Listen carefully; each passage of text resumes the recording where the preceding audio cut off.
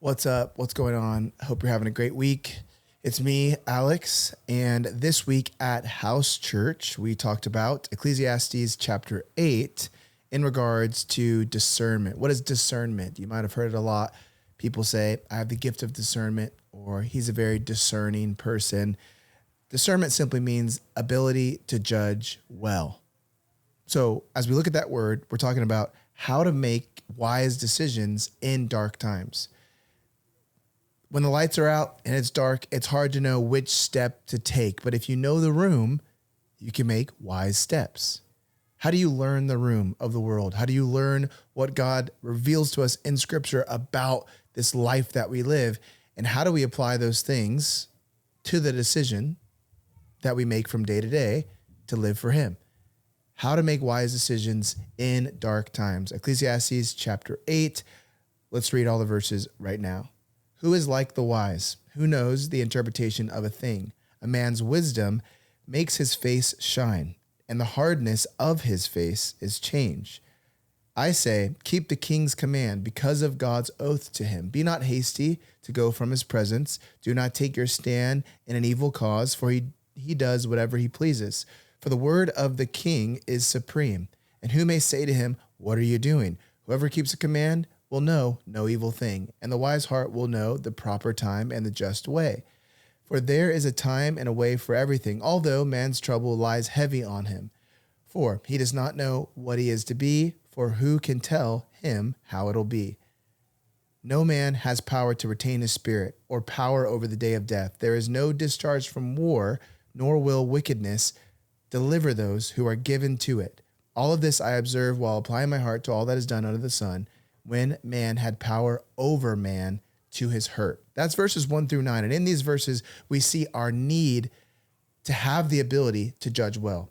I was watching this movie, Transformers 1, and it's a new animated film that just came out. People are saying it's the best Transformers movie, ever since the old like Shia LaBeouf, Megan Fox ones. And I watched it with the kids, and it was pretty good, actually. It tells the backstory of a lot of the main characters, Optimus Prime, Megatron. In fact, before Megatron was called Megatron, he was called D16, and he was best friends with Optimus Prime. Now, when you look at D16 before he becomes Megatron, he doesn't seem like he's going to be a bad guy. There's more than meets the eye, if you will, with D16. We think he's going to be good. We think he's going to turn out great. He's going to help his best friends, not turn on them. And that's certainly what he does. In verses 1 through 9, Solomon uses an example of somebody who works for a D16 kind of character, someone who works for a Megatron kind of character. He gives an example of an officer whose boss, whose king that's ruling over him is a bad king, and asks this officer to do bad things, wrong things, things that go against what God wants this officer to do. So how does the officer respond to such a circumstance? And Solomon gives 4 examples on how to respond. If you're in a place where, let me take this Band-Aid off. I cut my finger. I was cutting some bread. Lokilani's making sourdough bread every morning. The house smells amazing. And I was cutting it in a trance, smelling the smell, and I cut my finger, but I feel like it's like messing with the way that I'm using my hands. So take off the Band-Aid. Anyway, rip off the Band-Aid. Here we go. Live wisely. Now, in these 4 examples that he gives when it comes to making wise decisions, these are the 4 ways that you can respond. If you have a bad boss, a bad parent, a bad politician over you, here we go. Verse 2, he talks about disobedience. He says, don't respond in disobedience. Your response should be obedience. In verse chapter 2, he gives us this example, and there's another example of what this looks like practically in our life through the story of Daniel, chapter 1, verse 7. If you're familiar with the story of Daniel, chapter 1, what happens is Nebuchadnezzar takes the Hebrew people from their town, from their home, and brings them to Babylon. And then he starts a process called assimilation. He's trying to get them to become Babylonian, pagan, and not Jewish anymore. He's trying to take away their identity. One way he does that is by changing their names. In Daniel chapter 1, verse 7, they get new names, pagan names, names that referred to false gods. The deal was, we're going to change you. If we change the way that we call you, change what we identify you as, maybe you'll change what you identify as. But it didn't work, did it? They stayed obedient to God. They, in a way, obeyed what this king's evil order decreed, change your name to pagan names. And they did that, yet they didn't disobey God. So you may be in a situation where you have to obey a parent, obey a king, obey a politician in a certain way that isn't the greatest thing, maybe a little bit pagan, but it doesn't change your identity. It doesn't change your obedience to God. You may have to do something that you don't necessarily like, but it doesn't go against what God is telling you to do.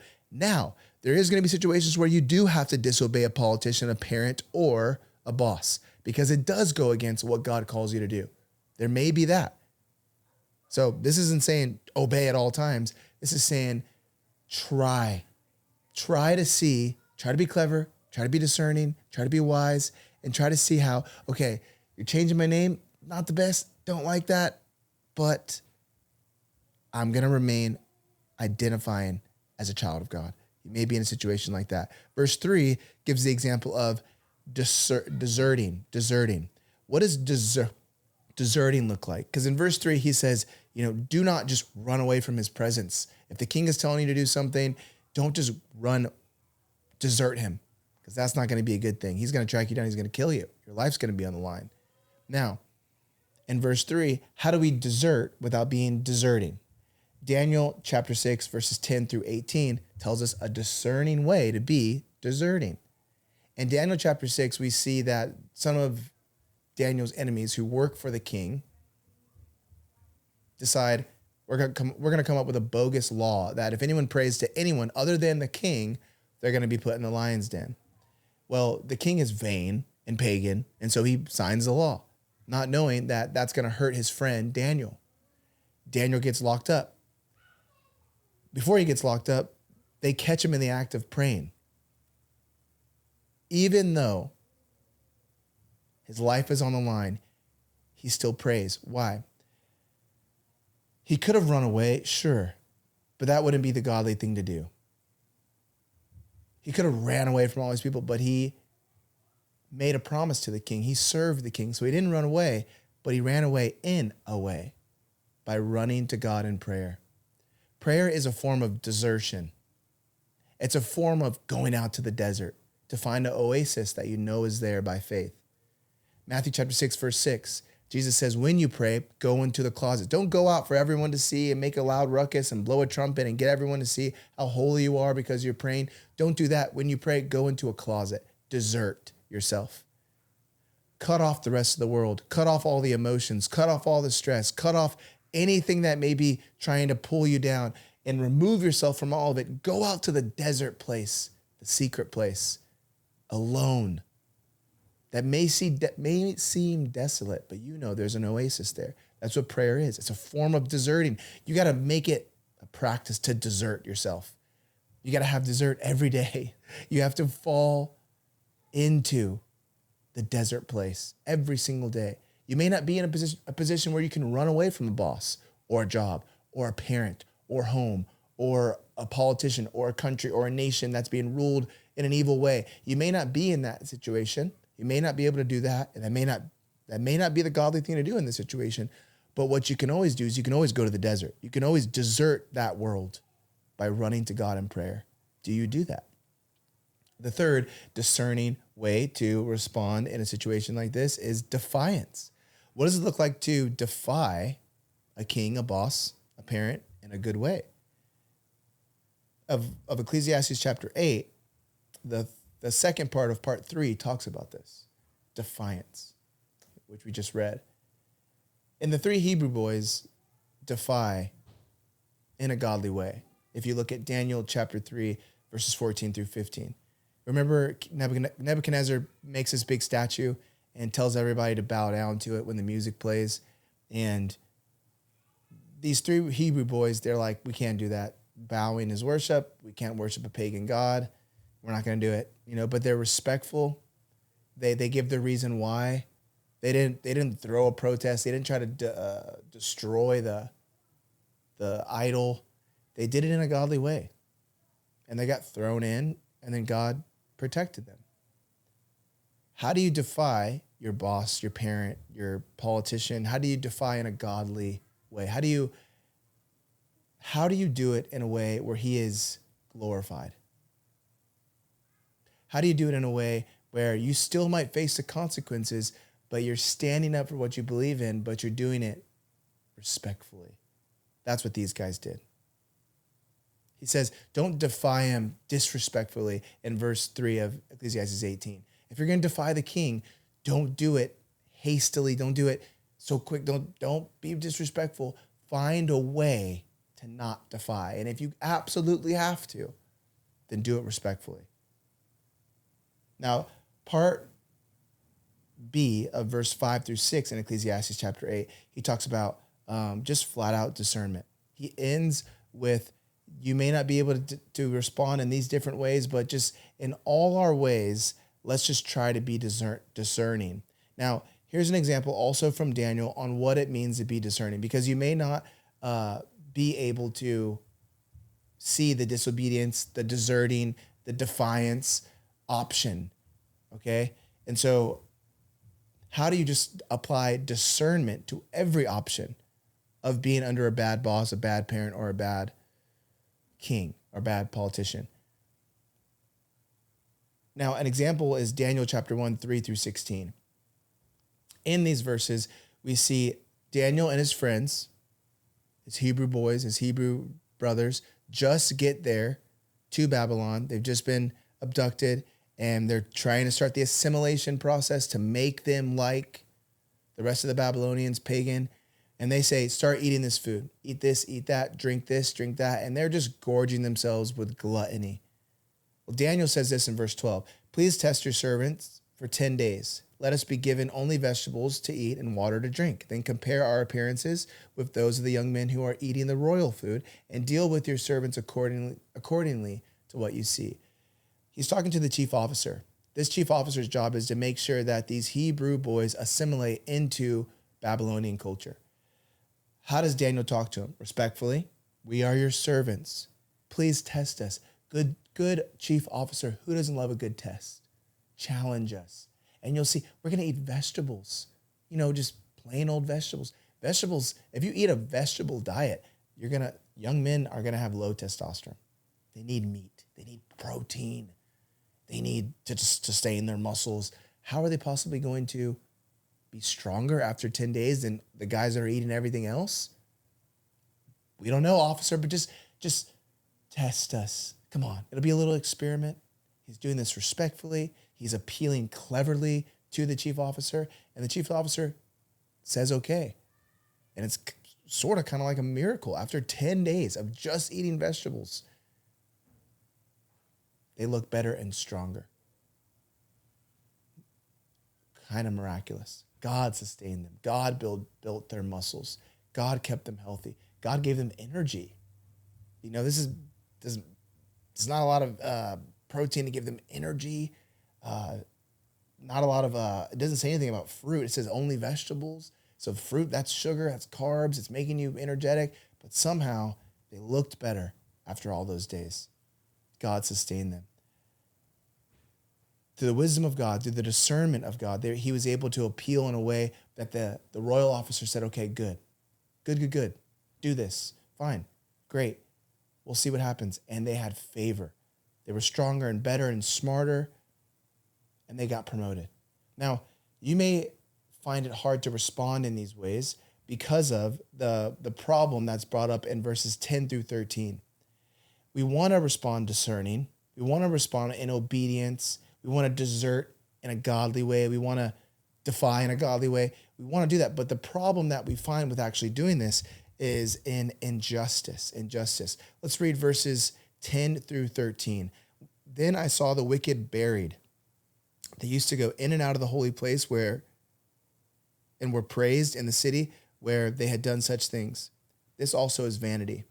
Because the sentence against an evil deed is not executed speedily, the heart of the children of man is fully set to do evil. Though a sinner does evil 100 times and prolongs his life, yet I know that it'll be well with those who fear God, because they fear before him.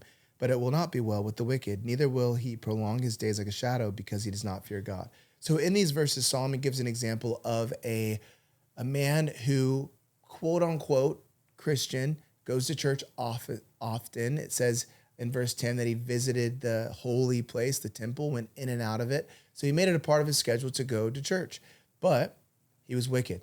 But he was given a beautiful funeral. People praised him. This is an example that turns the stomach of Solomon. And it should so with you, because you've probably been in a situation where you've seen some sort of injustice, something that makes you say, that is not right. That is not fair. And yet it's still going on.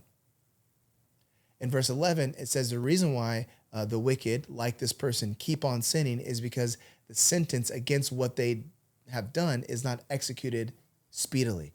What he's saying is they're using God's mercy as an excuse. They're saying that God is not punishing them or that they're not experiencing the consequences of their sin so quickly. And so they keep on doing it. God is not necessarily being long-suffering with them. He's being merciful towards them, that they might repent.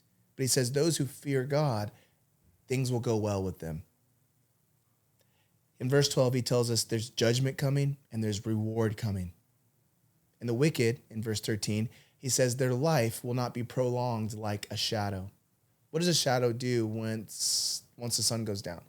It disappears. It dissolves into the darkness. He says that is what a wicked person's life is. They may be casting a shadow with their life, but it's going to dissolve into the darkness. It won't be prolonged. That's what we have to remember when we find it hard to respond discerningly because of how unjust the world is. You look around, you see how evil life is. And so you wake up and you're treated bad. You're asked to do things that you don't want to do by your boss, by your parents, by a politician. You live in an evil home. You work at an evil job. You live in an evil country. There's so much injustice everywhere. What you want to do is just throw in the towel and not live discerningly, not make wise decisions. Solomon is saying, God is saying, don't do that. There is judgment coming for sin. There is a reward coming for those who fear God. This is a commentary quote that I read that I thought was really good. How should the wise person respond to the inequities and the injustices in the world? Certainly we should do all we can to encourage the passing of good laws and the enforcement by them by capable people. But even this will not completely solve the problem. Until Jesus Christ sets up his righteous kingdom, there will always be injustices in our world. It is one of the quote-unquote vanities of life. And we must accept it without becoming pessimistic or cynical. But how do we do that? How do we vote the right way? How do we make wise decisions? How do we trust that, no matter what I do, no matter how good I am, no matter how good I vote, no matter what policies that I see are good or bad, no matter what I do, there's still going to be injustices in the world. And that's part of the emptiness of life. That's part of the frailty of life, the depravity of life. How do I not let that make me pessimistic, though? How do I not let that make me cynical, where I look at everything and I'm like, woe is me, everything's bad, Eeyore, pessimistic, or angry old Mr. Scrooge. I hate this, I hate that.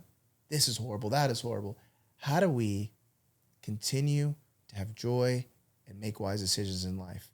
That is revealed in the last verses 14 through 17. There is a vanity that takes place on earth, that there are righteous people to whom it happens according to the deeds of the wicked, and there are wicked people to whom it happens according to the deeds of the righteous. I said that this is also vanity, and I commend joy. For man has nothing better under the sun but to eat and drink and to be joyful, for this will go well with him in his toil through the days of his life that God has given him under the sun. Then I applied my heart to know wisdom and to see the business that is done on earth, how neither day nor night do one's eyes sleep. Then I saw all the work of God, that man cannot find out the work that is done under the sun. However, much man may toil in his seeking, he will not find it. Even though a wise man claims to know, he cannot find it out. What is he saying here? He's saying there's going to be injustice. We can't know everything about God. But what can give us joy, what can give us hope, is knowing that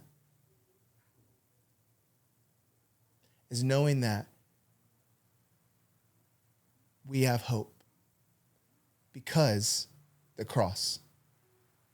He says that we can eat and drink our food, we can enjoy our work, we can enjoy our life. Why? Because we have hope. The cross means that death is defeated and our sins are forgiven, which means we have hope. The resurrection means he's going to return and judge those who are still in their sins. Why? Because he's a righteous God.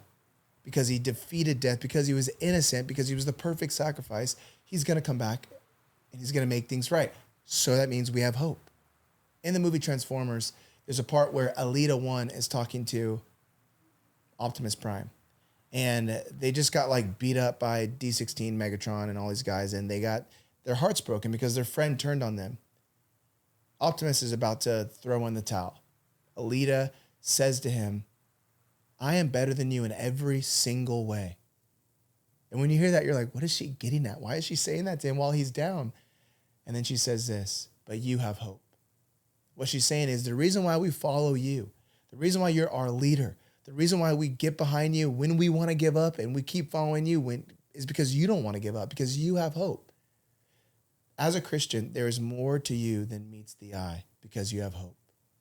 As a Christian, there is more to you than what people can see because you can transform into something great. Hope is what transforms you into something great. You may look the same on the outside, but what makes you different, what makes you a true transformer, is that you have hope on the inside. That hope comes from the promise of the cross, the promise of the resurrection. Practically, how do we make this, come home?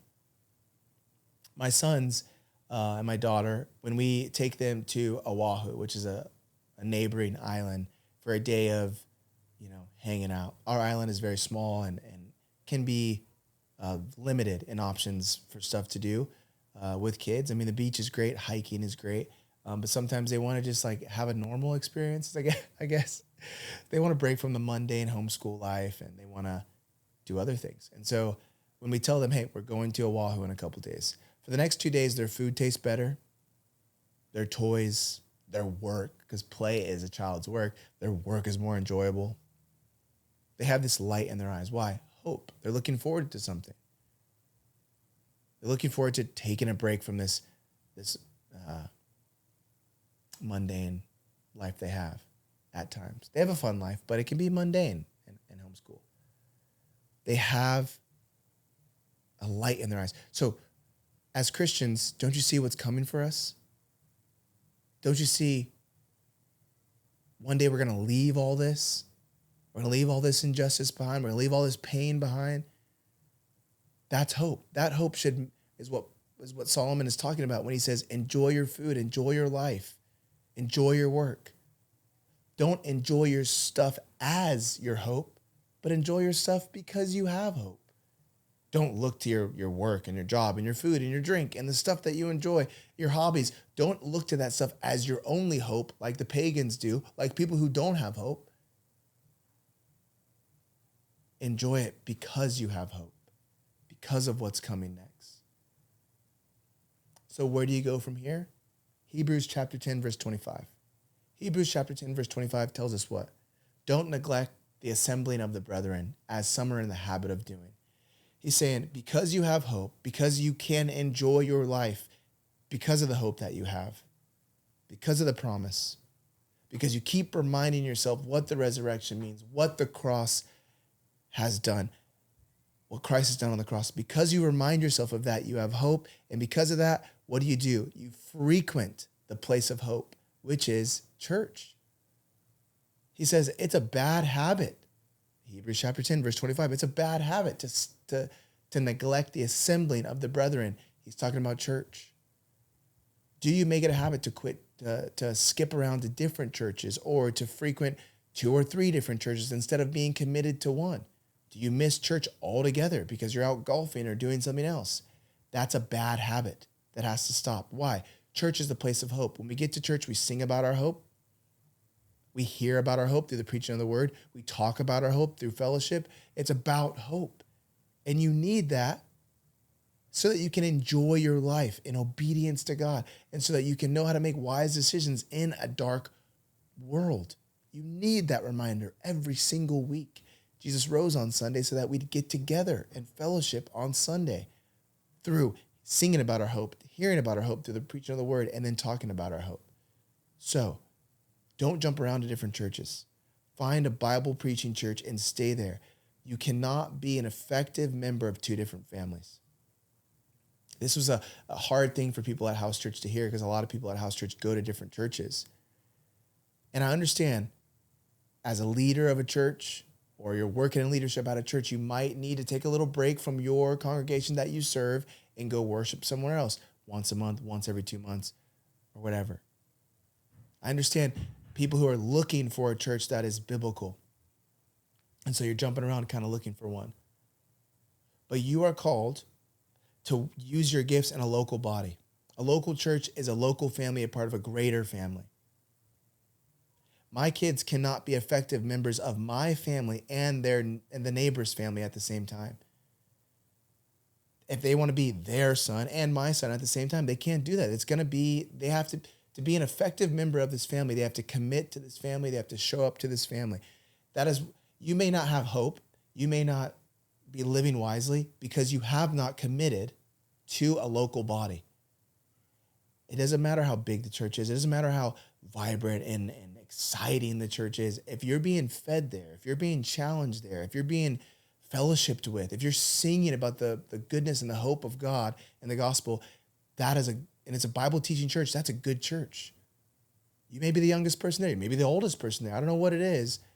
Get into a church, commit, be an effective member of that family, and use your gifts there. And when you show up to see your family on Sunday, you can rest and be assured that you're going to walk away with enough hope to get you through that week until you get back together and sing about that hope, hear about that hope, talk about that hope again. I love you guys. I hope that this helps. Let me know what decision you need to make this week. amenpodcast.com/donate if you want to support us. I love you, and I'll see you in the next one.